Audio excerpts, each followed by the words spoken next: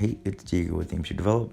If you've been following the channel, you definitely know that I've been talking about the Nishika N8000, Nimslo 3D, or Reto 3D, but today I'm talking about something different.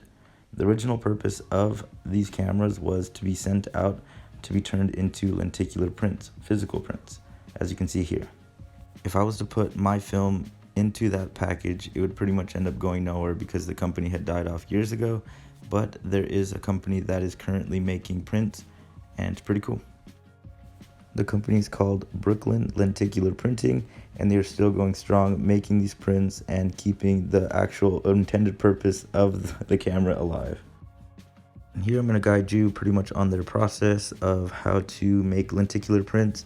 This works with Nishika N8000, the Nimslo 3D, and the brand new Reto 3D, which I talk about all of those cameras in other videos. So definitely check out my catalog of videos. Very cool.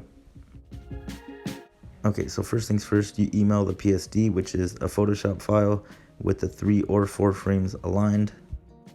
And obviously, if you get a really good high quality scan of the image, you're going to get a much higher quality product and a better lenticular print. Then what you do is in the email, let them know how many prints you want and what sizes. There's various sizes on their page. And that's pretty much it. They'll send you an invoice and you're pretty much good to go. It's a very straightforward process. I believe they do international shipping, and they're pretty much a pretty straightforward company. I DM'd them, talked to them a little bit.